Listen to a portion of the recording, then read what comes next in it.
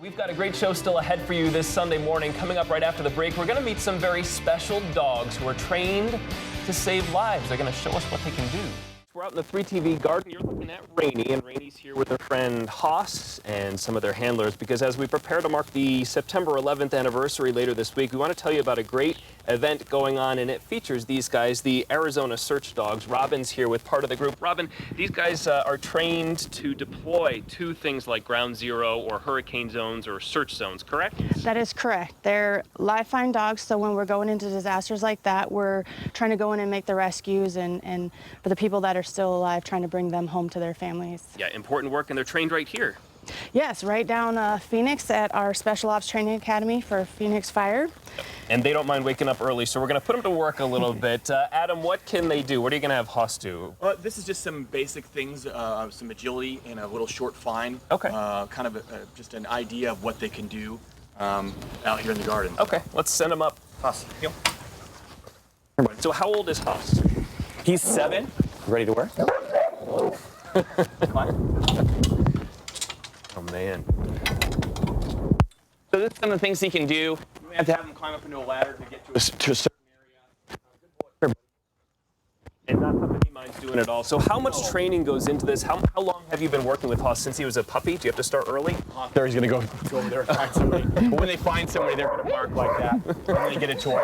So they get about 1,000 hours a year training for the first couple of years of their life. And the training never ends, but that gets them about to the minimum of what we need to be about 2 years of training initially. So we should explain to people what just happened. So Dana went over there and kind of hid in our garden. Haas wasn't watching, but he knew, apparently, where he was supposed to go and that he was looking for a person, right? Right. They're trained to find people that they can't see, but they can smell that person. We train in like big piles of rubble. We'll hide people out there, so the dog has no idea where they're at. We send them up there, and they'll locate the victim, and they bark, and then they get a reward, a toy reward. I was going to say, what is the reward? Is it food, or it looks like he got a toy over there? It's a toy. Haas likes a stuffed duck, and he shredded it over there.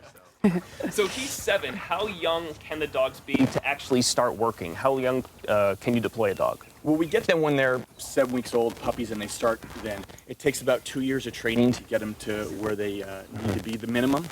They can initially test at 1.5 years old, but 1.5 years to 2 years is about what it takes for them to pass the test and then be able to develop. Well, yeah. Well, I have 2 labs, so I'm a lab lover. Is it primarily labs that you guys train?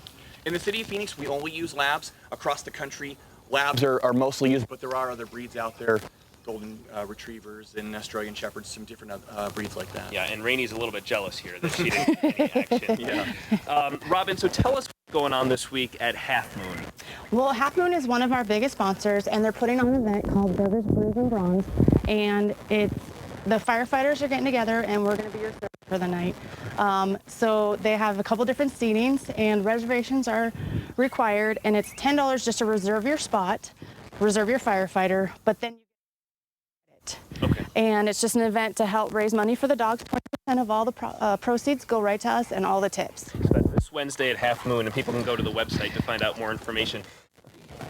All right, Rainey and Haas, thanks to you guys, and thanks to our crew for coming out from Arizona Search Dogs for telling us what these special animals can do and about the fundraiser at Half Moon this Wednesday. Tickets still available. We'll be right back with more Good Morning Arizona on this Sunday morning, right after this break. Stay tuned.